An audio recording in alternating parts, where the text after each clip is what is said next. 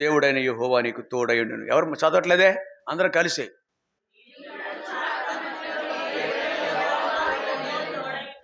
చాలు. రెండవ మాట అక్కడే ఉంది. ద్వితోపదేశకాండము 31వ అధ్యాయం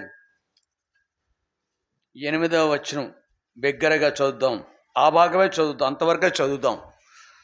నీ ముందర నడిచేవాడు యెహోవా.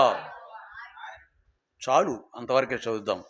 ప్రకటన గ్రంథము 7వ అధ్యాయం 17వ వచనం. ప్రకటన గ్రంథము 7వ అధ్యాయం అన్నిసార్లు చెప్పక్కర్లేదు. ఎంచేతంటే ఇప్పటికే కొన్ని లేఖన భాగాలు నేను మరుపులో మొదటి వ్యక్తిని, జ్ఞాపక శక్తిలో చాలా తక్కువ వ్యక్తిని, తక్కువ నాకు జ్ఞాపక శక్తి అయినను నేను కొంచెం జ్ఞాపకం చేసుకుంటున్నాను. మనకు కావాల్సిన భాగమే చదువుద్దాం. ఇక్కడ 17వ వచనములో 7:17లో ప్రకటన గ్రంథం, గొర్రె పిల్ల వారికి కాపురే జీవజలముల పరిశుద్ధుడైన మా తండ్రి, నమ్మకమైన మా ప్రభువా నీ వందనాలు చెల్లించుకుంటున్నాను. సార్వత్రిక సంఘము సకల పరిశుద్ధులను భూమి మీదను పరలోకములో కూడా వేణోళ్ళ నిన్ను పొగడుచూ ఉండగా, నిన్ను ఆరాధిస్తూ ఉండగా, ఈ లోకంలో ఘనులైన వారు శ్రేష్ఠులైన వారు, గొప్పవారు, ప్రభువులు, అధికారులు, ఇలాంటి కోవకు చెందిన వాళ్ళకి లేని ఆధిక్యత మాకిచ్చారు. మీరు నాకు కూడా ఇచ్చారు. నీ మందిరంలో నివసించే, నీ మందిరమందు నివసించేవారు అని లేఖ పాట పాడుకున్నాను. నీ మందిరమందు నివసించుట ప్రభా అది శృంగారం. అది నీ ప్రజలందరికీ అది శృంగారం. మహిమా తేజస్సు మెండుగా నివసించే స్థలం అది. మహిమా తేజస్సు అది నిన్ను ఎరిగిన వారికి మాత్రమే అర్థమవుతుంది. ఈ ప్రజలకు అర్థం కాదు. వారి కళ్ళు పనిచేయవు, చెవులు పనిచేయవు, హృదయం పనిచేయదు. దౌర్భాగ్యం. మాకైతే కృప ద్వారా వాటిని పనిచేసే పరికరాలుగా, భాగాలుగా, శరీర భాగాలుగా ఉంచినందుకు కొంత ఆచరించుకుంటూ, దేవా బల దగ్గరికి వెళ్ళనే ఉన్నాం. ఆచారంగా కాదు, అలవాటుగా కాదు, భయంతో, భక్తితో దేవా స్వపరీక్ష చేసుకుంటూ నీ ముఖ కాంతిలో నీకు అప్పగించుకుంటూ ఈ లోకంలో యాత్ర చేయటానికి ఇష్టపడుతున్నాం. ఈరోజు కూడా మాతో మాట్లాడండి. సమయం ఎంతో విలువైనది. 2026 జనవరి 18వ రోజును కూడా మీరు మాకు ఇచ్చారు. ఈరోజు మరణదినాలు ఉన్నాయి. కొంతమందికి మరణదినంగా లెక్కింపబడుతుంది. అనేకులు ఈ రోజును చూడలేని వాళ్ళు ఉన్నారు. కానీ మేము ఇంకా నిలిచి ఉన్నాం. దేవా నేను స్తుతిస్తున్నాను. సత్యమును నేర్చుకున్నట్లో సహాయం చేయండి. సత్యమైన ప్రభుకి ప్రతిష్ఠించుకోవటానికి నేర్పించండి. యేసునామమును స్తుతించి ప్రార్థించి వేడుకుంటున్నాం తండ్రి. ఓ శ్రేష్టంబో గ్రంథములో ఎచ్చాట చూచిన సుఖ దుఃఖములో విశ్వాసముంచి ధ్యానించుడి. విశ్వాసముంచి మరోసారి గ్రంథములో ఎచ్చోట చూచిన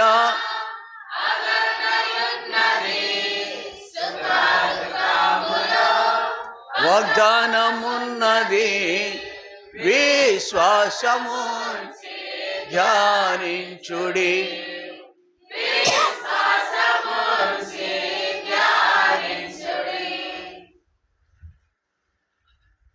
గత వారములో అనగా ఇప్పుడు ఏ రోజు? 11 కాదు, పప్పులో కాలు 4వ తేదీని. ఓకే, 4వ తేదీని మనం ఈ లేఖను ధ్యానించు. 11వ తేదీని ధ్యానించడానికి మనకి సమయం దొరకలేదు. ఎంచేత ప్రదీప్ అనే సహోదరుడు ఇక్కడికి వచ్చాడు. కాబట్టి ఈరోజు మరొకసారి కొంత సమయం లేఖనాన్ని మనసును పెడదాం. మొదటి మాట, నీవు నడుచు మార్గమంతటలో నీ దేవుడైన యెహోవా నీకు తోడైండు. 3 times ఆ లేఖనంలో నీ దేవుడైన యెహోవా నీకు నీ దేవుడైన యెహోవా నీకు, అంతేనా? నో. నీవు నడుచు మార్గమంతటిలో, నీవు నడిచే మార్గమంతట్లో నీ దేవుడైన యెహోవా. ఇన్సిస్టింగ్. ఒక మాట పదే వస్తే దాని అర్థం ఏమిటంటే నొక్కి వక్కాణించుట అని అర్థం. ప్రభు లేఖనము రీసౌండ్ ఏం రావట్లేదుగా, బాగుందిగా. ప్రభు వాక్యములో ఒక లైన్లో 3 times 3 సార్లు నీవు నడుచు మార్గమంతటిలో. ఎంత కేర్ అండి!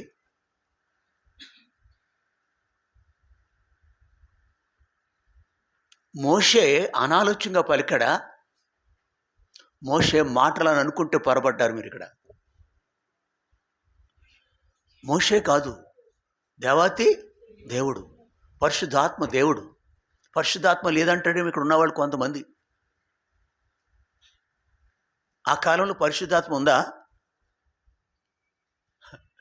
తండ్రి కుమార పరిశుద్ధాత్మ లేరా? అప్పుడు ఇప్పుడు వితండవాదాలు. క్షమించండి, భక్తులు ప్రభు నమ్ముకున్న వాళ్ళందరిని నమ్మొద్దు. వితండవాదులు ఉన్నారు. సత్యమును వక్రీకరిస్తారు వాళ్ళు. నేర్చుకున్నది ఏదో ఆ మార్గంలో ఉండండి మీరు. అవసరం అయితే ఏం చేయాలంటే, బెరయలో ఉన్న సంఘమట ఏం చేసింది? నీకు పరిశుద్ధ గ్రంథం ఇచ్చాడు. ఆడి దగ్గర కీడి దగ్గర అడుక్కోవడం కాదు. పరిశుద్ధ గ్రంథం ఉంది, చదువు. నువ్వు టీవీ చూస్తావు, ఫోన్ చూస్తావు, నీ ల్యాప్టాప్ చూసుకుంటావు, ఆఫీస్కి సంబంధించి. బైబిల్ చూడవు కదా నువ్వు. బ్యాంకులో ఎంత ఉందో చూసుకుంటాం మనం, ఎంత వచ్చిందో ఎంత ఖర్చు అవుతుందో చూసుకుంటాం మనం. మంచిది, తప్పు అని అంటలే నేను. ఇవి కూడా చూడు. వక్రీకరించి బోధించేవాళ్ళు కోకోలలుగా ఉన్నారు. చెడిపోయిన వాళ్ళు, చెడిన మనసు మనల్ని కూడా నష్టపరుస్తారు. కాబట్టి జాగ్రత్తగా ఉందాం. మెట్టుకు మనం చూస్తున్నాము, నీవు నడుచు మార్గమంతటిలో నీ దేవుడైన యెహోవా నీకు తోడైన. వై హీ కేర్స్ అస్. ఒక ఆవిడ ఫోన్ చేస్తుంది, మా బిడ్డ ఉన్నాడా, కలవరిస్తుంది. పిల్లల్ని చూడకుండా ఉండలేరు అమ్మ బాబులు, కదా. కొంచెం లేట్ అయితే సారు ఫోన్లు వచ్చేస్తాయి. ఎంత కలవరింపో. నీ బ్రతుకు నీటి బుడగ లాంటిది, నీ ఆయుష్కాలం నీటి బుడగ లాంటిది. నీవు దేవుని దృష్టికి అంతతో మాత్రమే. నీవు నేను కూడా. మనమే ఇంత కలవరించేస్తుంటే, పిల్లల విషయంలో పట్టించుకుంటుంటే, మన ప్రభు ఆయన ప్రేమ అయిన ప్రభు కదా. నువ్వు ప్రేమ కాదు, ఆయన్ని బట్టి కలిగి ఉన్న కొంచెం మాత్రం అది మన పిల్లల పట్ల మనం చూపిస్తాం. అది కూడా అర్థవంతంగా ఉండాలి. ఎక్కడున్నాడు నీ బిడ్డ? ఒక ఆవిడ ఉండేది, ఆమె మందిరానికి వస్తే చాలు తన కొడుకు అసలు ఊరుకునేది కాదు. ఆ మనిషి లేదులేండి ఇక్కడ. అప్పుడు ఏడి మా పిల్లాడు ఉన్నాడు అక్కడ, పంపించండి, పాడైపోతాడు అనుకునేది అనమాట. ఇలాంటి చాలామంది తెలుస్తారు, మనస్తత్వాలు తెలుస్తాయి వాడి మనస్తత్వాలు. నీవున్న ఆ బిడ్డ ఉన్నది అక్కడ, అయితే పర్వాలేదండి అన్నయ్య, జాగ్రత్త అన్నయ్య అని చెప్పేదానికి బదులుగా అస్సలు మన పిల్లల్ని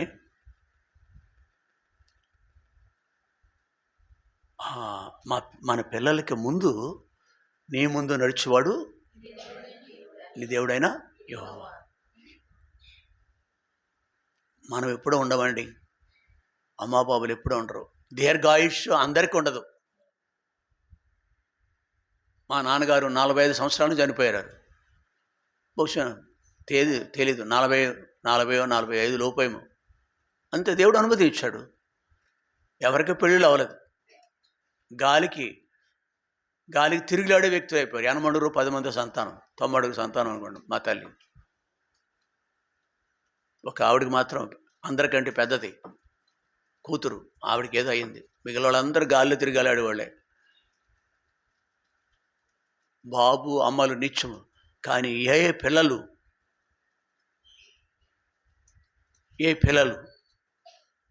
నీ ముందు నడిచేవాడు నీ దేవుడైనా అలా కలిగి ఉంటాకి మనం నేర్పిద్దాం.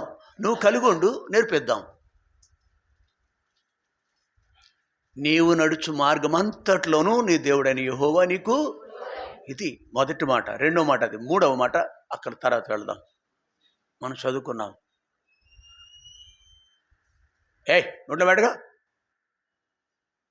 గోర్లు కొరగటం లేకపోతే గిల్లు కోరటం ఏదోటి బుద్ధిహీనంగాను.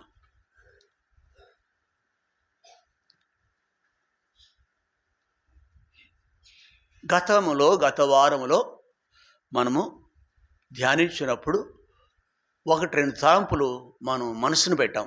మొదటి మాట ఒకళ్ళు చెప్పాలి. నీ ముందు నడిచేవాడు నీ దేవుడైన యెహోవా అనే దానికి దృష్టాంతంగా అది లేదు. మొదటి మాట కూడా అంతే. నీవు నడుచు మార్గం అంతట్లో నీ దేవుడైన యెహోవా నీకు తోడైండును అనే దానికి కూడా ఎప్పుడు ఎవరికి అది దృష్టాంతపరిచావు. దేవుడు చూసాం మనం. దృష్టాంతపరిచినాడు ప్రభు మనకి. ఎలాగునా మన ముందు నడవటం అంటే నీ ముందు నడిచివాడు దేవుడైన యెహోవా అంటే ఎవరు ముందు ఉంటాడు ఆయన అని. నో, మనం ఏం ధ్యానం చేస్తాం. నేననే దానికంటే మనం ఏం ధ్యానం చేస్తాం గుర్తుండాలి. కీర్తనలు గ్రంథం మొదటి అధ్యాయం దగ్గరికి వెళ్ళొద్దు. ఇప్పుడు వెళ్ళమని కాదు, మొన్నటిది అది పాఠం. జస్ట్ జ్ఞాపకం చేసుకుంటున్నాం అంతే. అది ఇప్పుడు చెప్తారండి, ఇప్పుడు చెప్పేస్తారు. కాబట్టి వాక్యం ముందుండాల, ప్రభు ముందుండాల. అంటే అక్కడ ఆ అధ్యాయం మీదే మనం జ్ఞాపకం చేసుకున్నాం. కొంత సమయం వాక్యం చదువుకున్నామా? నీ ముందు నా ముందు ఉండాలంటే ప్రభు ఉండాలి కదా. ప్రభు అంటే వాక్యము. అది అన్ని వాక్యం ఉండేను, వాక్యం దేవుని వద్దండు, వాక్యమే దేవుడై ఉండేను. అదే వాక్యం కృపాసత్య సంపూర్ణుడిగా మన మధ్యకు వచ్చారు. ఆయన వచ్చి వెళ్ళిపోయారు. ఆయన ఇవన్నీ ట్రూ, సత్యము. కానీ ప్రజలు నమ్మట్లేదు, దౌర్భాగ్యులు. అమ్మ నమ్మింది కానీ కూతురు నమ్మట్లేదు కదా. ఇద్దరు అన్నారులేండి ఇక్కడ. అమ్మ చేసేది మంచిదైతే, నాన్న చేసేది మంచిదైతే పిల్లలు కూడా అబ్బో ఎదిగిన తర్వాత వాళ్ళు నేను అనేది వస్తుంది. నేననేది వస్తుంది అని లోకమంతా తెలుసుకుంటారు. లోకమంతా మనలో వచ్చేస్తుంది. తర్వాత నేను వస్తుంది. నాశనానికి ముందు నేను వస్తుంది. ఒకరి ఎదుటే సరైనది కనపడే మార్గం కలదు కానీ అది ఆ మాట పలకను నేను ధైర్యంగా. తుదకు అది కీడు చేస్తుంది. అబ్బో ఇంకా మనోళ్ళు చెప్పారు ఇప్పుడు. నో, దేవుడు మన ఎదుట ఉండాలి. దేవుని మార్గమై ఉండాలి మనం నడిచేది. మంచిది లేఖనము అంతే. బోధించేవాడు అని చెప్పుకుంటున్నాను. నా మట్టుకు నేను కనిపిస్తున్నా. నేను అనుదినము నన్ను సరిచేసేది వాక్యమే. చూసాం మనం, పోయిన వారం కూడా చూసాం. లేఖను హెబ్రీ 4:12 అనేది 4:12 చాలు, వెళ్ళొద్దు. వాక్యం ఏం చేస్తుంది మన జీవితాల్లో? వాక్యానికి వాక్యమే సాటి, బోధకుడు కాదు. వాక్యానికి వాక్యమే సాటి. No. No father, no mother. కొంతవరకు చేస్తారు వాళ్ళు, తండ్రి తల్లి అన్నయ్య లేకపోతే పిల్లలు తల్లిదండ్రులు కొంతవరకు చేస్తారు. వాక్యానికి మించింది ఏమీ లేదు కదా మనకు. వాక్యం అంటే అది మనల్ని నడిపిస్తుంది, సరిచేస్తుంది, చక్కపరుస్తుంది, పోషిస్తుంది, ధైర్యపరుస్తుంది, బ్రతికిస్తుంది, బలపరుస్తుంది. వాట్ నాట్, ఎవ్రీథింగ్, అన్ని సమస్తము ఆ దేవుడి దగ్గర ఉంటుంది. వాక్యమే దేవుడు. అది మొదటి మాట. అలాగున రెండవదిగా నీ ముందు నడిచేవాడు నీ దేవుడని యెహోవా అనే దాంట్లో రెండవ దృష్టాంతం 2 చూస్తాం. ఏంటది?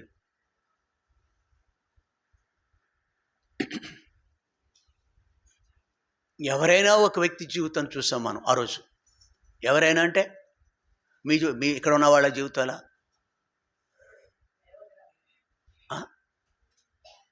సారేపతి విధవరాలను చూసాం మనం. ఆయన మన ముందు ఉన్నాడనే దానికి రుజువు కనపడాలి మన బ్రతుకులో. మన క్రియలు అలాగ ఉండాలి. మన క్రియలు అలాగ ఉండాలి. ఆయన మన ముందు పెట్టుకున్నామనే దానికి నిదర్శనం కనపడాలి.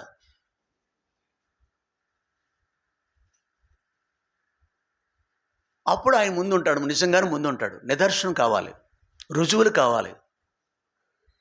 ఒక సమయం వచ్చింది, కరువు చేత అనేకులు చచ్చిపోతున్నారు. ఆ ఊర్లో పట్టణం అంతా, దేశం అంతా కరువు కాటకాలు అలుముకున్నాయి, వర్షాలు లేవు. నేను కూడా ఆ స్త్రీ యొక్క తీర్మానం ఏంటంటే, స్త్రీ యొక్క తలంపు ఏమిటంటే, చావక పూర్వము, అవునా, చావక పూర్వము నేను నా కొడుకు ఈ బిడ్డనా, ఇప్పుడు చెప్పండి,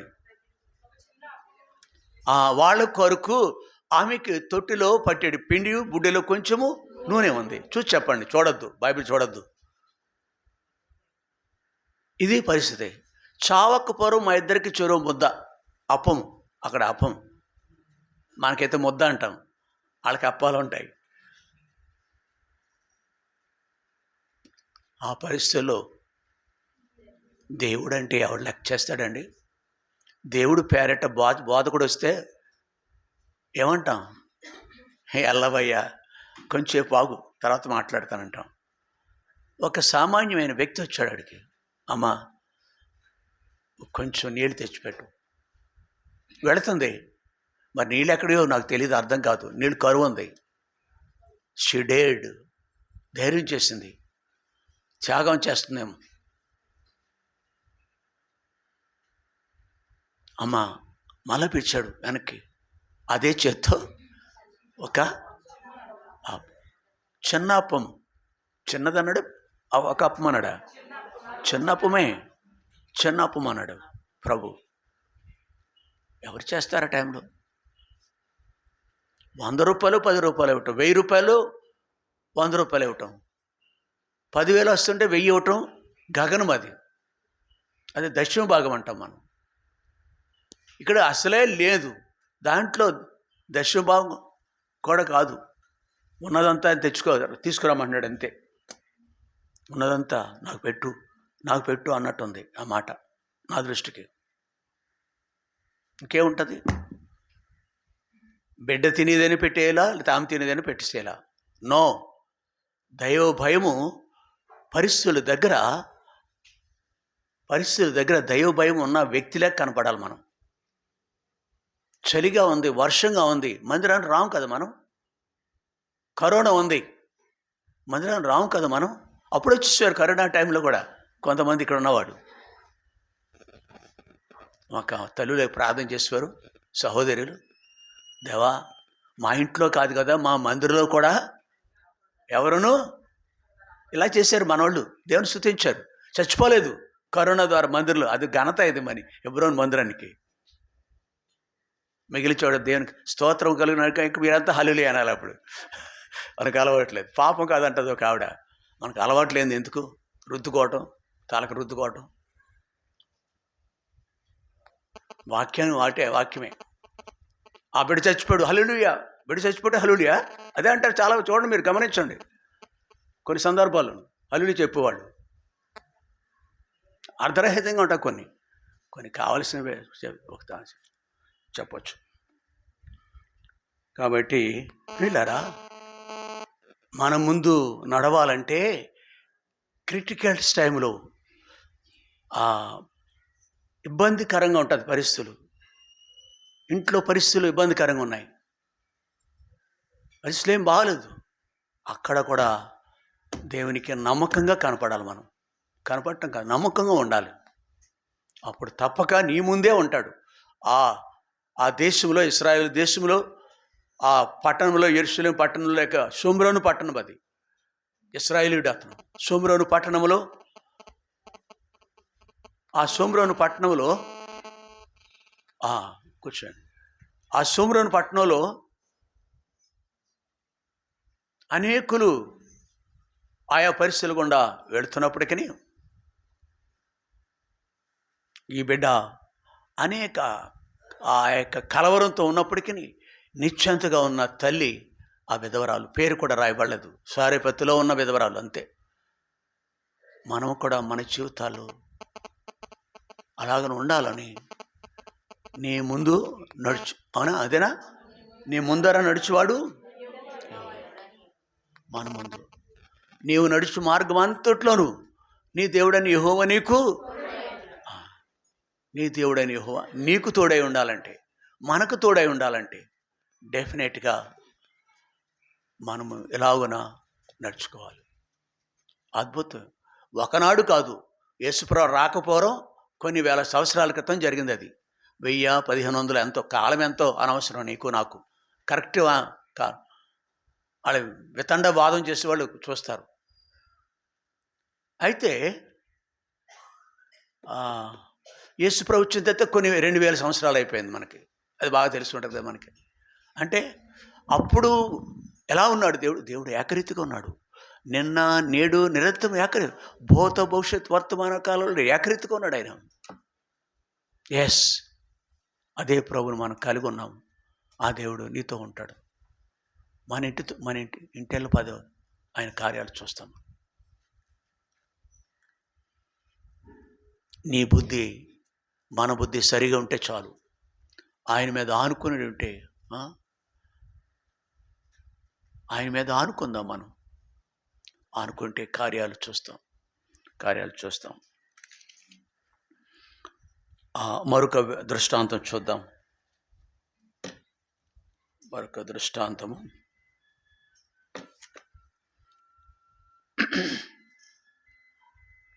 కొంచెం సెల్ ఫోన్లు స్విచ్ ఆఫ్ చేయండి, లేకపోతే సైలెంట్లో పెడదాం. ఎవరు మీకు చేయకపోతే పక్క వాళ్ళని అడగండి. ఎప్పుడు కూడా మందిరంలో ఉన్నప్పుడు సెల్ ఫోను రింగ్ రాకుండా చూసుకుందాం. మీకు తెలియదు కదా కొంతమందికి. నీకు బుద్ధి లేదని నేను అరిస్తే మాత్రం లాముందా?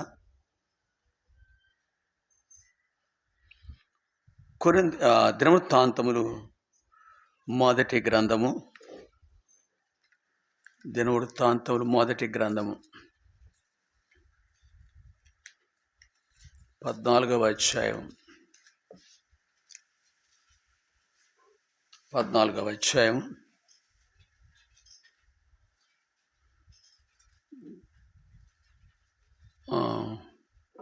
వచనం చదవండి.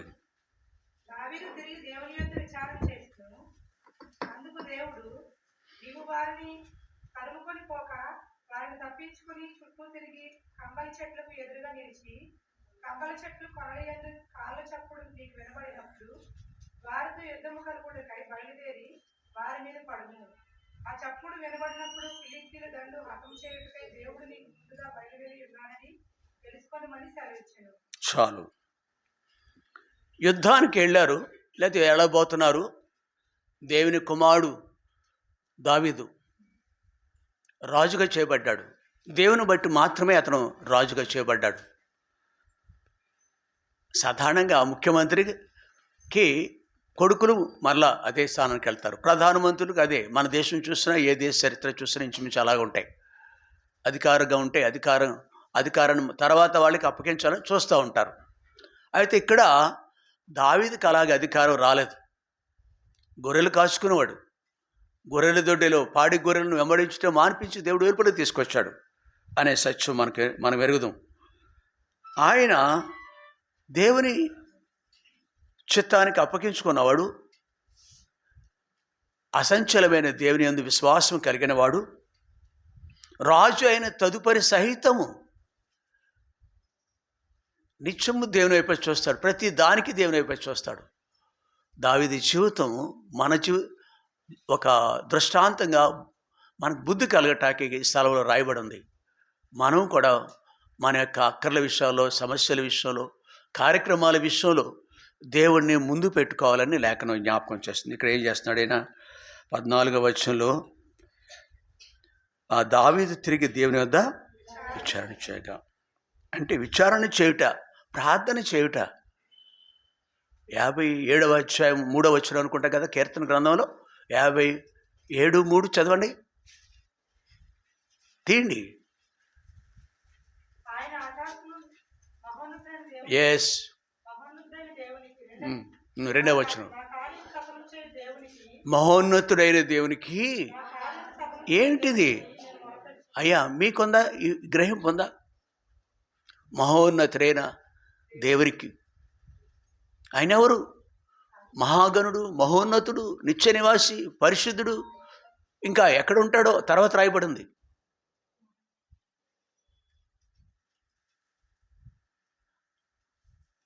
ఆ దేవుణ్ణి మన ఇంట్లో, ఆ దేవుణ్ణి మనలో కలిగి ఉండాలి. నీ వేళ్ళు మాత్రం నోట్లో పెట్టుకోవటం మానలేదు. సిగ్గులేదు నీకు. బుద్ధి లేని మనిషి. కొరుకుతూనే ఉంది అలవాటు, దురలవాటు. నీకు నష్టం, నాకేమీ నష్టం లేదు. తిను, అలా తింటా ఉంది. ఎందుకు నాకు ప్రోత్సహించలేము అటువంటి దాన్ని. అందుకని కొంచెం చెప్పాలి వాళ్ళకి. సరే, అక్కడ దావీదు విషయంలో ఎంతటి నిష్ఠ అతను.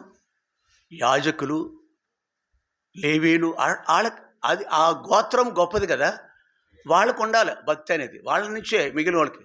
కానీ వాళ్ళని ఎవరికి కాదని కూడా ఇతను ఏఫోదు సహా వాడతాడు. ఏఫోదు సహా వాడి దేవుని సన్నిధికి వెళ్తాడు. కాబట్టి దేవుని వైపు చూచుట, ఆయన విచారించు. నా కార్యం సఫలం చేయు దేవునికి నేను కార్యాలు, మన జీవితాలు దేవునికి అప్పగించుకుంటే ఎంత మేలో తెలుసా.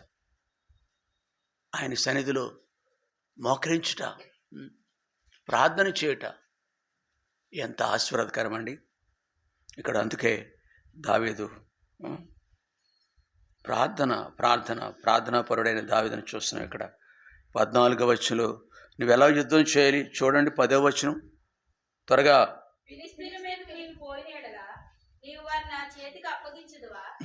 ఇది ఇక్కడ దానికి ముందు కూడా 14వ వచనం దగ్గర రాకపోవడం 10వ వచనంలో కూడా చూస్తున్నాం మనం. ఫిలిష్తీయుల మీదకి నేను పోయిన ఎడల నీవు వారిని నా చేతికి అప్పగించుదువా?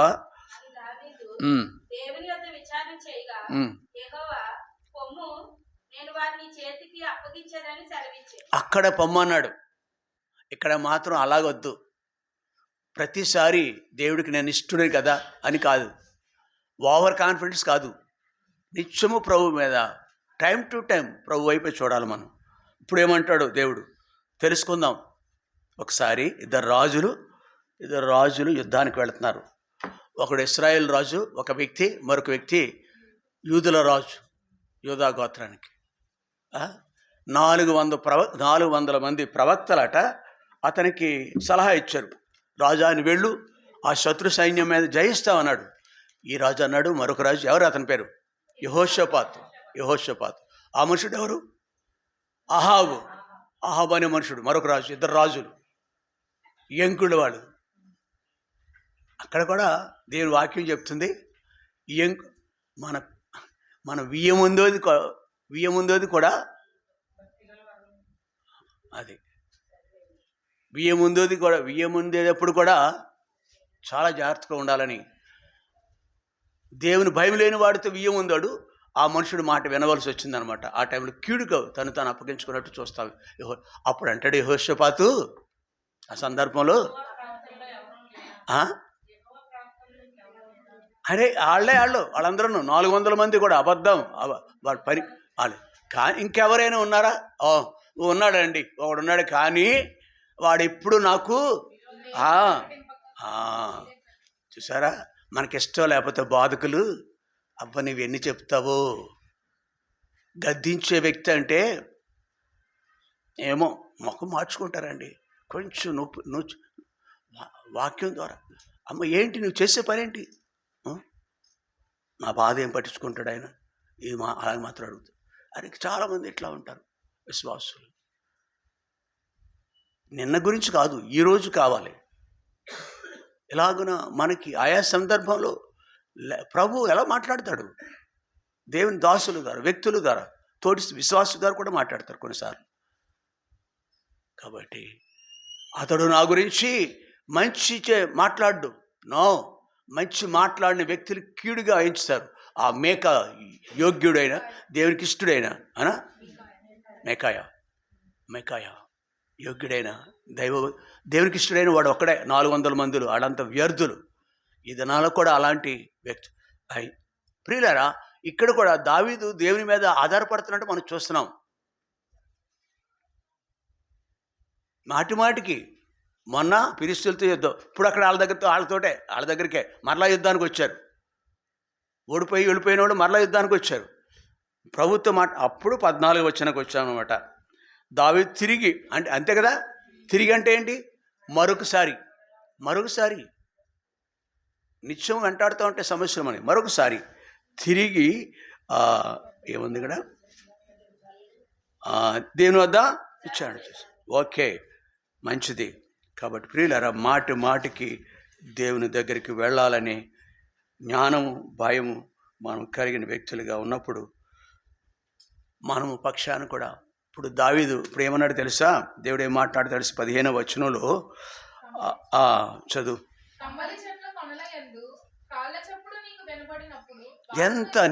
ఎంత పర్టికులర్గా ఎన్నిగా యుద్ధంలో ఇవన్నీ అబ్జర్వ్. వింటున్నారా? అలసిపోయావా వాక్యం విషయంలో? కొంచెం మైండ్ డైవర్ట్ అయిపోతుంది కొంతమందికి. కొంత ఎలాగ చూస్తారు, డైవర్ట్ అయిపోతారన్నమాట. సరే, మంచిది, రండి చదువమ్మా. యుద్ధం అంటే మనుషులు శత్రువుని కాదు చూడవలసింది. యుద్ధానికి వెళ్ళకపోరు ఎన్ని మనం గమనించాలి, మనసులో పెట్టాలి, ఇవి గమనించి వెళ్ళాలి.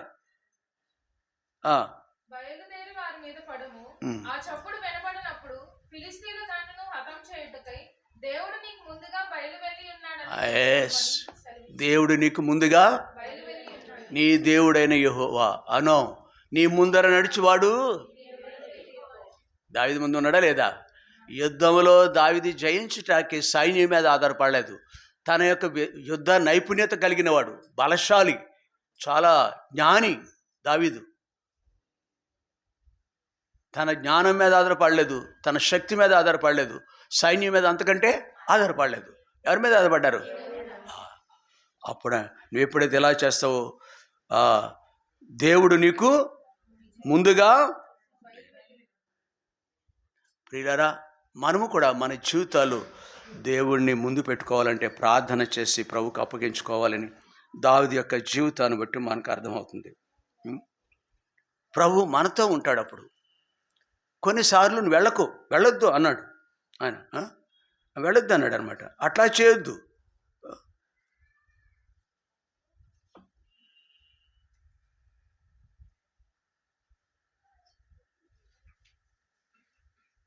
కాబట్టి మనము నిజ జీవితంలో మనకు సంభవించే వాటన్నిటిలో కూడా జయం పొందాలంటే సదా ప్రభు మీద ఆధారపడుతూ ఆయనకు అప్పగించుకోవాలని లేఖనాలు జ్ఞాపకం చేస్తున్నాయి.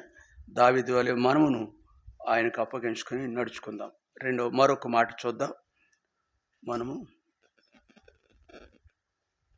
దావీదు యొక్క జీవితంలో దీనికి పూర్వము, రాజు కాకపోవరము కూడా దావీదు యొక్క అనుభవాలు దేవునిలో కొన్ని మనం చూడగలము.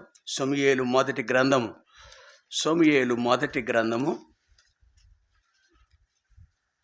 17వ అధ్యాయము 26వ వచనం. దావీదు జీవముగల దేవుని సైన్యములను సున్నతి లేని ఫిలిస్తీయుడు ఎంతటి వాడు? వాని చంపి ఇశ్రాయేలులో నుండి ఈ నింద తొలగించిన వానికి బహుమతి ఏమని తన యొద్ద నిలిచిన వారిని అడుగుతారు. చాలు. దావీదు ఈ స్థలానికి యుద్ధం జరుగుతుందండి.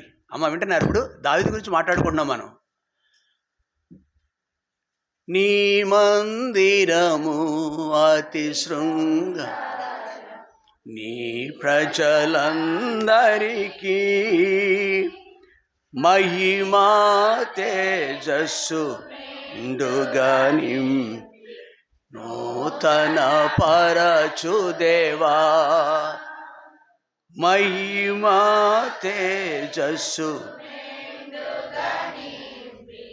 నూతన పరచుదేవా. రండి లేఖనం దగ్గరికి వద్దాం.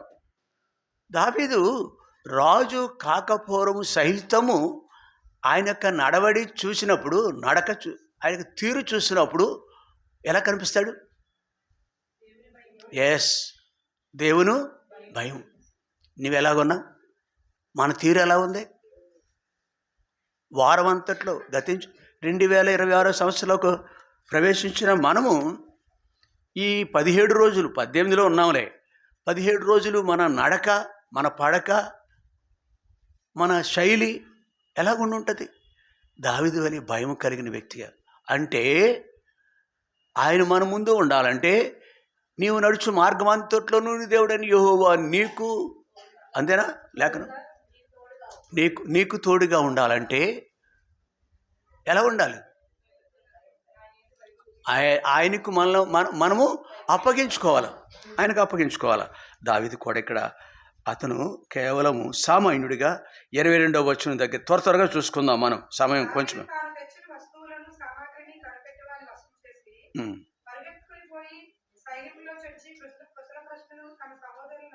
చాలు. ఎందుకు వచ్చాడో తెలుసా అయ్యా? దావీదు తన అన్నయ్యలు ఇద్దరు యుద్ధంలో ఉన్నారు. వారి పేర్లు ఏమున్నాయి?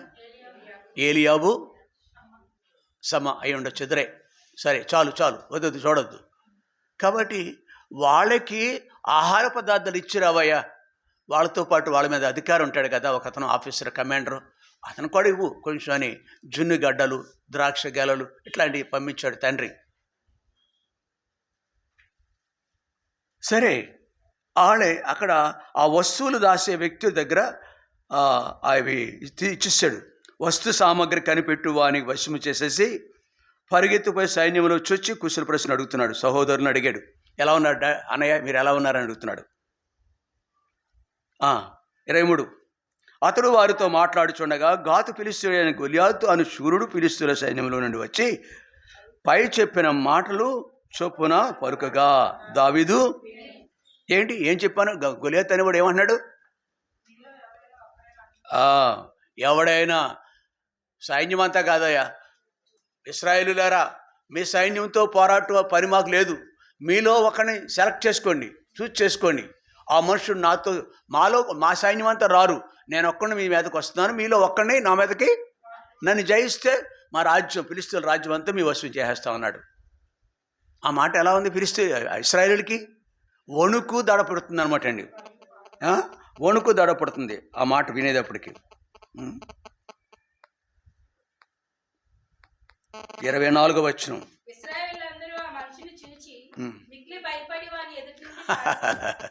చూసారా? సైన్యం ఇది, వేల మంది ఉన్నారు, లక్షల మంది ఉన్నారు. ఎవరు? ఎక్కడ ఆ యొక్క పరిస్థితులు ఏమి మనకి వంట పట్టట్లేదు. కొంతమందికి ఇలా చూస్తున్నారైతే ఎవరు? ఇశ్రాయేలులో ఒకడు ఈ దావీదు. ఇశ్రాయేలుకి ఫిలిష్తీయులకు యుద్ధం. ఇక్కడ ఎప్పుడూ నిత్యం పోరాట సరిహద్దులు ఆవిడ పాకిస్తాన్కి ఇండియాకి ఎలా ఉంటుంది అలాగనమాట అండి. ఇక్కడ ఇశ్రాయేలుకి గాజా ప్రాంతానికి, హమాస్ ప్రాంతానికి ఎలా ఉంది ఇప్పుడు అలాగే ఉంటుంది సమస్యలు ఇప్పుడు కూడా.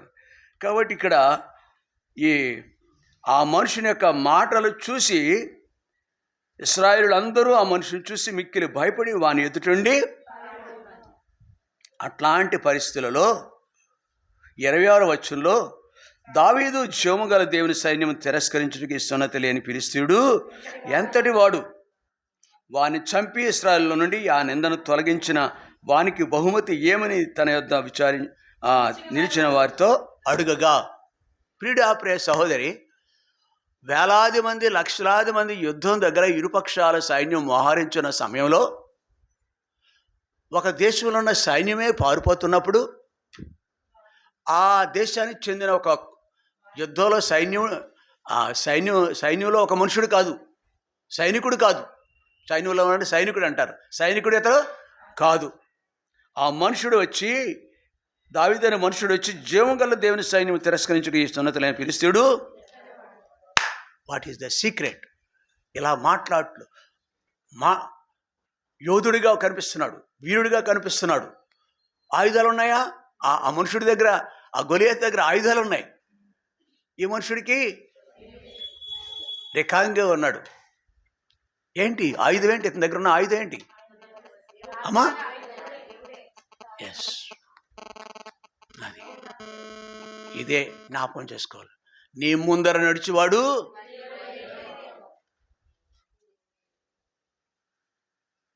పరిస్థితి దగ్గర మనం కంగారు పడిపోతాం. ఇంట్లో పరిస్థితులు తారుమారు అయిపోతాయి, మనకి కాకవికాలం అయిపోద్ది, నెమ్మది ఉండదు. దేవుడి దగ్గర మనసు పెట్టం. అప్పుడు అందరూ ఆ మనుషునే చూస్తున్నారు. పనికిమాలిన వ్యక్తి అనుకుంటున్నాడు. దావీదు దృష్టి పనికిమాలిన వాడాడు, ఆఫ్టర్ ఆల్ అనుకున్నాడు. అదే సమయంలో దావీదు దృష్టికి అలా కనిపిస్తున్నాడు. కానీ ఇశ్రాయేలు వేలాది మందికి, లక్షలాది మంది సైన్యానికి ఆ మనుషుడు ఒక పీడగా ఉన్నాడు. నీవు నేను మనం చూసే దానిని బట్టి దేవుడు మనకు సహాయం చేస్తాడు. దేవుడు అనే మాట వీళ్ళకి, దేవుడికి ఎక్కడ ఆస్కారం ఇవ్వట్లేదు. వీళ్ళు దేవుడు కనిపించట్లేదు వీళ్ళకి ఎక్కడ, దేవుడు నామాన్ని ఉచ్చరించట్లేదు. కానీ ఇతను ఎవరో తెలుసా? 42వ వచనం ఇతని గురించి ఏం రాయబడుతుంది? 42. అందరూ చూడాలి బైబిల్. ఎవరో ఆవిడకైనా బైబిల్ ఆవిడదేనా? అంతా సమస్తం చదివేవాళ్ళదేనా ఏంటి? మిగిలిన మనకు కూడా ఉంది బాధ్యత. ఎవరెతను? గొలియాతు అండి బాబు. దావీదు అంటారేమో. గొలియాతు చుట్టూ పార చూసి దావీదుని కనుగొని అతడు ఎవరైనా ఈజ్ జస్ట్ కిడ్. ఏయ్ అన్నా, బాలుని చూస్తున్నావు అక్కడ? ఓకే, ఆఫ్టర్ ఆల్ నీకేం తెలుసురా? నువ్వెవరు? కిడ్, నీకేం తెలుసురా అంటాం మనం. కానీ బాలుడు ఉన్న శక్తి, ధైర్య సాహసాలు, దేవుని మీద ఆధారపడే బుద్ధి వాళ్ళెవరికీ లేదు. ఇతను నిజానికి బాలుడిగా కనిపిస్తున్నాడు మనుషుల దృష్టికి. 33వ వచనం.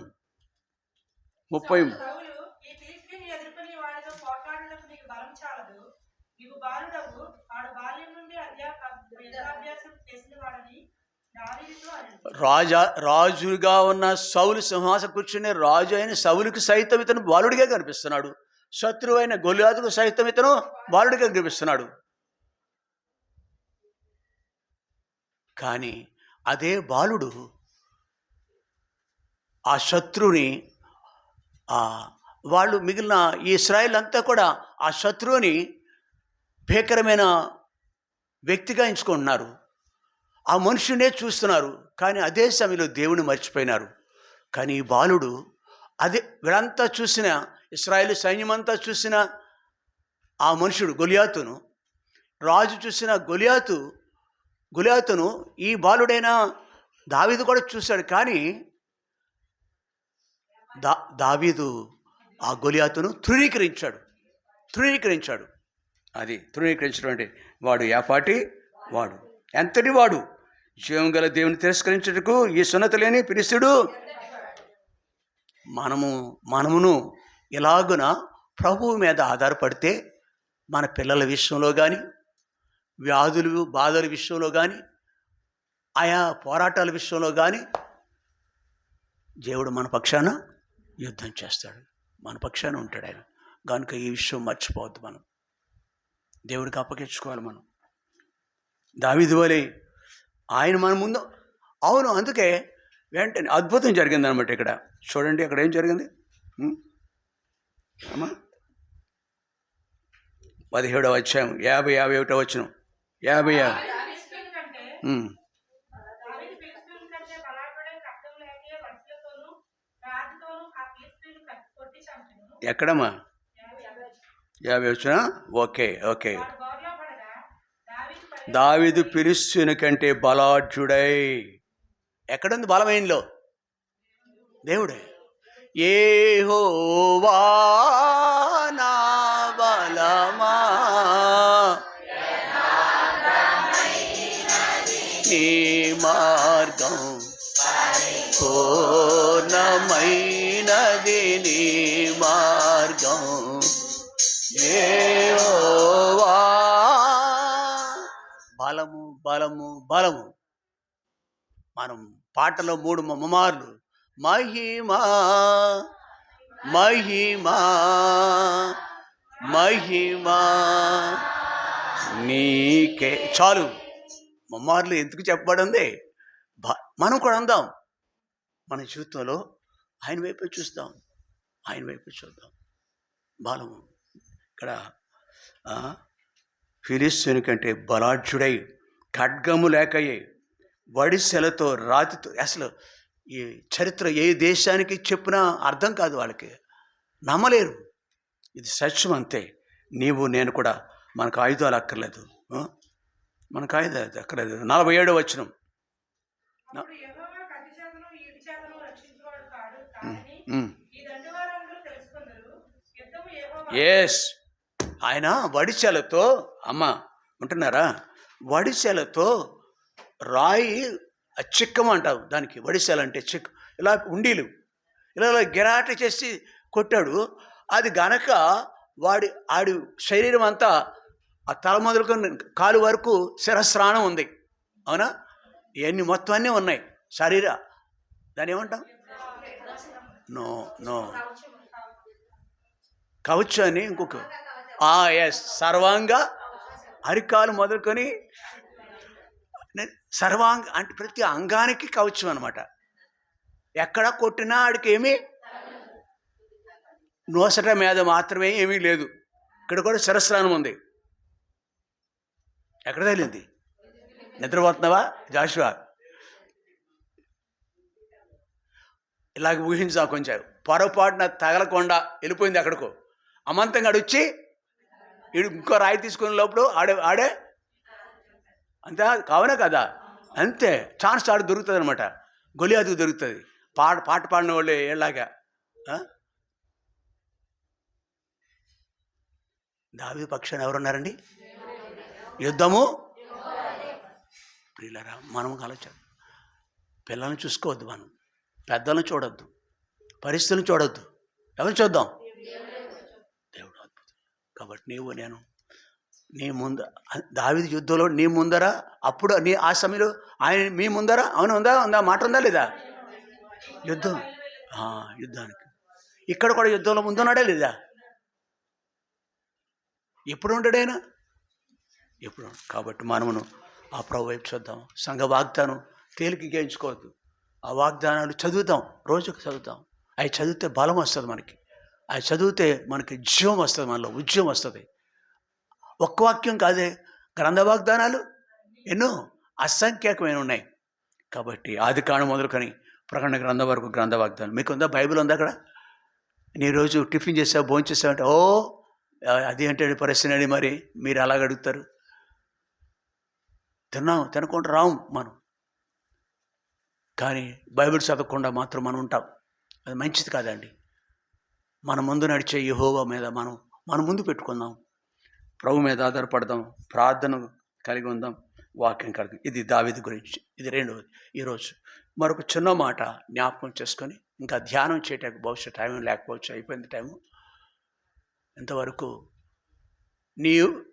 నీవు నడుచు మార్గమంతటిలోనూ నీ దేవుడైన యెహోవా నీకు తోడైండు. 3 సార్లు. ఆ దేవుడే ఆ సారిపత ఆమెతో ఉన్నాడు. ఆ దేవుడే దావీదుతో ఉన్నాడు. అబ్రహాముతో కూడా ఉన్నాడు. ముందు ఎప్పుడో మన పెద్దడు. 1-2 మాటలు చూసుకొని చిన్న తలంపులు మనం ముగించేసుకుందాం. ఆది కాండము 12వ అధ్యాయము. ఆది కాండము 12వ అధ్యాయం. దృష్టాంతాలు. అటుపైన మనతో కూడా ఉంటాడు. యుగాంతంలో మనతో కూడా ఉంటాడు. బలముగా ఉంటాడు. గొలియాతు కంటే మనల్ని బలపరిచే దేవుడుగా ఉంటాడు. ఆదికాండము 12వ అధ్యాయం 10వ వచనం. అప్పుడు ఆ దేశంలో కరువు వచ్చెను. ఆ దేశంలో కరువు భారంగా ఉన్నందున అబ్రాము ఐగుప్తు దేశంలో నివసించుటకు అక్కడికి వెళ్ళాడు. చాలు. అబ్రహాం ఎవరు? దేవుని కుమారుడు. అబ్రహాం ఎవరు? ఎస్, దేవుని స్నేహితుడు. దేవుని స్నేహితుడు. ఇవి అబ్రహాం ఎవరు? మన తండ్రి, విశ్వాసులకు. అలాంటి వ్యక్తికి దేవుడిచ్చిన వాగ్దానం, మనకిచ్చిన వాగ్దానం అనుకుంటున్నాం. ఆయనకిచ్చిన వాగ్దానం ఎట్టి, అసలు అబ్రహాంకి ఇచ్చిన వాగ్దానాలు బహుశా ఇంకెవరికి అట్లాంటి ఆధిక్యత లేదేమో అనిపిస్తుంది నాకు. మా 12వ అధ్యాయంలోనే 3వ వచనం 2. నిన్ను గొప్ప జనముగా చేసి నిన్ను ఆశీర్వదించి నీ నామమును గొప్ప చేయుదును. నీవు ఆశీర్వాదంగా నుండువు. నిన్ను ఆశీర్వదించు వారిని ఆశీర్వదించదును, నిన్ను దూషించు వారిని శపించదును. భూమి యొక్క సమస్త వంశములు నీ యందు ఆశీర్వదింపబడినని అబ్రాముతో అన్నాడు. చాలు. ఎన్ని వాట్ ప్రివిలేజ్డ్ లైఫ్ అండి, ప్రివిలేజ్డ్ బ్లెస్సింగ్స్ అండి, గ్రేట్ బ్లెస్సింగ్స్, గ్రేట్ ప్రామిసెస్. నిన్ను గొప్ప జనముగా చేస్తాను. అర్థమైందా? 2, నిన్ను ఆశీర్వదిస్తాను. 3, నేను అవును గొప్ప చేస్తాను. ఈ మామూలు సామాన్యమైన కాదే. నీవు ఆశీర్వాదంగా ఉండు. 4ది. అటు తర్వాత నిన్ను ఆశీర్వదించే వారిని. ఎన్నోది? 5. 6, నిన్ను దూషించే వారిని. చూసారా? మనల్ని ఎవరైనా దూషిస్తే దూషించటం కాదు, నీవు నోరేసుకు పడకో. ఏం చేయాలా? మౌనంగా ఉండాలి. మన పక్షాన ఉండేవాడు ఉన్నారు కదా ఒక ఆయన, చూసాం కదా ఇప్పటివరకు. మన పక్షాన ఉండేవాడు మన దేవుడైన యెహోవా. శపిస్తాడంట, దూషించడు కాదు, దాని నాశనం అనమాట. అవునా? అదే కదా రాయబడింది. నిన్ను దూషించే వారిని ఎవరు? మన దేవుడు. మన దేవుడు చూసుకుంటాడు. ఇది 6వది అబ్రహాం. 7వది భూమి యొక్క సమస్త వంశములు. అబ్రహాము నామం ఉచ్చరించకుండా ఏ మనుషుడికి ఆశీర్వాదాలు ఉండవు. లోకంలో 180 మంది ప్రపంచంలో యేసు ప్రభు నమ్ముకున్నవాడు అంటే అబ్రహాం యొక్క పిల్లలు. 180 మంది ప్రపంచం అంతట్లోను, అనేకమైన దేశాలు అబ్రహాం యొక్క పిల్లలే. ఒక్క దేశం తప్ప. ఏ దేశం? నేపాల్. ఇట్లాగా ప్రత్యక్షంగా అనేకులు, పరోక్షంగా మరికొందరు అనేకులు నమ్ముకున్నారు. ముస్లిమ్స్ అంతా పరోక్షంగా అబ్రహాం యొక్క పిల్లలు. ఒక ఆయన సహోదరుడు ఒక స్కూల్లో పనిచేస్తాడు, టీచర్గా వస్తాడు. ఆయన మన ఇంటికి వచ్చాడు సందర్భంలో. మీ పేరేంటి అన్నాను. యాకూబ్ అన్నాడు. యాకూబ్ అంటే అర్థం కాదు. యాకూబ్ అంటే ఎవరు? ముస్లిం అన్నమాట అతను. జానీ, ఒక గ్రౌండ్లో తిరుగుతాడు ఒక అతను, పేరు జానీ. అంటే ప్రభు నమ్ముకున్న వ్యక్తి కాదు అతను. ఎవరతను? ముస్లిం. జాన్ బాబు, ఇదే పేరు. మరొక ముస్లిం. వాళ్ళు బైబిల్లో ఉన్న పేర్లో పెట్టుకున్నారా? వాళ్ళు పరోక్షంగా అబ్రహాం యొక్క ఇబ్రహీం, మా తండ్రి అబ్రహాం అని వాళ్ళు ఏమంటారు? ఇబ్రహీం. ప్రియ సహోదరి, యేసు ఇట్టి స్థాయి కలిగిన, ఎందుకు ఈ విషయం చూసామంటే మనం ఇట్లాంటి వాగ్దానాలు కలిగిన ఈ అబ్రహాం జీవితంలో 10వ వచనం వచ్చేటప్పటికి అప్పుడు ఆ దేశంలో కరువు వచ్చింది. చాలు. పోరాటం అనేది, సమస్య అనేది ప్రభువు నమ్ముకున్న వాళ్ళ జీవితాల్లో కూడా నువ్వు అన్యుడి వలె నువ్వు ఉండకూడదు. ఎలా ఉండాలి? దేవుని చూడండి, ఇక్కడ నిజానికి వెళ్ళాడు, బహుశా ఇక్కడ బాగోలేదని ఆ స్థలానికి వెళ్ళి దేవుని అడిగాడో లేదో ఆ అంశం నేను ఇప్పుడు మాట్లాడిన మీతోటి, అది వేరే సంగతి. అది అక్కడికి వెళ్ళాడు, తనకి మేలు జరగలేదు, కీడు జరిగింది. ఇంకా అనుకున్న దానికంటే కీడు జరిగింది. తన భార్య రాజు దగ్గరికి తీసుకెళ్ళిపోయారు. శత్రువు శోధించాడు. ఆయనను వాటన్నిటిలో కూడా దేవుడు ఎంత ఆశ్చర్యకరం. అతను నిస్సహస్థితిలో ఉన్నాడు, సామాన్యుడికి వెళ్ళాడు. తనకే మేలు జరగలేదు, తన భార్యకి సైతం కీడు జరిగింది. అట్లాంటి టైంలో చూడండి దేవుడు అలా కలగ చేసుకుంటాడు. 17వ వచనంలో, అయితే యెహోవా అబ్రహాము భార్య అయిన శారయిని బట్టి ఫరోను అతని ఇంటి వారిని మహావ్యాధుల చేత బాధించాడు. ఈ సైన్యం ఉందా? అబ్రహాము సైన్యం ఉందా? 318 మంది ఉన్నారు. ఇప్పుడు సైన్యం లేరే, ఇప్పుడు ఎవరు లేరు. నువ్వు అక్కడిగానే ఉంటావు, మనం ఒంటరిగా ఉంటాం. దావీదు కూడా ఎలా అంటాడు, ఒంటి మీద ఇంటి మీద ఉన్న అలాంటి పరిస్థితులు ఉంటాయి. ఇంటి మీద రాత్రంతా ఇంటి మీద ఒంటిగా ఉన్న పిచ్చుకోలేదు నా పరిస్థితి. ప్రియ సహోదరి, మన జీవితం 2026లో ఒకవేళ గతంలో ఒకవేళ అలాంటి పరిస్థితులు వచ్చి ఉండొచ్చు, కానీ మన దేవుడు మన పక్షాన ఉంటానే ఉంటాడు. ఇక్కడ 12వ అధ్యాయం చూస్తున్నాము. అయితే యెహోవా అబ్రాము భార్య అయిన శారాయిని బట్టి ఫరోను అతని ఇంటి రాజును తన ఇంటి వారందరినీ మర్చిపోవద్దు. ప్రియుడా, దేవుడికి అప్పగించుకుందామా? ఏ దేవుడు? నీ ముందు నడిచేవాడు నీతే చాలు. కాబట్టి ఈ విషయాలు మనసును పెట్టుకుని ప్రభుకి మనల్ని మనం అప్పగించుకుందాం. ఆయన ఎప్పుడు మనల్ని విన్నాడు, నేను విడువను.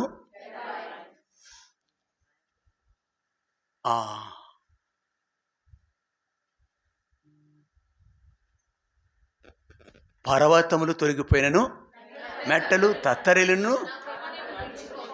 భూమి పుట్టినప్పుడు పర్వతాలు పోయినట్టు ఎవరైనా చూసారా? రికార్డు ఉందా మీకు?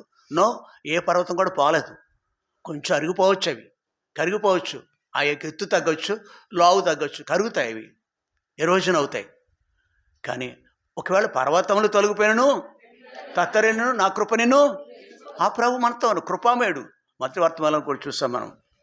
కృపగల దేవుడు 3 అంతల ఆశీర్వాదం, 4 అంతల ఆశీర్వాదం ఇచ్చాడు. పేతురు రాసిన పత్రికలో 4వ వచనం చదవండి. మొదటి అధ్యాయం 4వ వచనం. పేతురు రాసిన మొదటి పత్రిక 1వ అధ్యాయం 4వ వచనం. ఎందుకు స్థుతింపబడ్డాడు?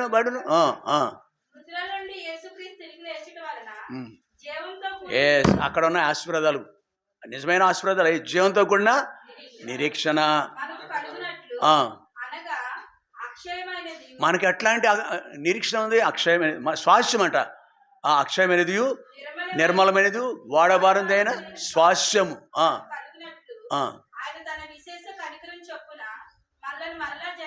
యేసు ప్రభు ఇచ్చే ఆశీర్వాదాలు ఎప్పుడు వస్తాయో తెలుసా? మర్చిపోవద్దు. ఈ మోటో కార్డు పెట్టుకున్నంత మాత్రాన రావు. విశేష కనికరం చొప్పున తిరిగి మారు మనసు పొందిన అనుభవం ఉంటేనే వాటిని పొందగలం. 1 అది 4వ వచనంలో. 2 జీవంతో కూడిన నిరీక్షణ. 3 అక్షయమైనది, వాడబారనిది, నిర్మలమైన స్వాస్థ్యం. 3 అంతల ఆశీర్వాదాలు యేసుక్రీస్తు లోకానికి వచ్చాడు ద్వారా. ఆ దేవుడు ఒకప్పుడు మోషేతో ఉన్నాడు, అబ్రహాంతో ఉన్నాడు, దావీదుతో ఉన్నాడు, సామాన్యమైన సారెపతు యుగాంతంలో మనతో కూడా ఉంటాడు. మోకరిస్తాం, ప్రార్థన చేసుకుందాం. సోదరి ఇర్మియా వాళ్ళ కొరకు ప్రార్థన చేస్తాం.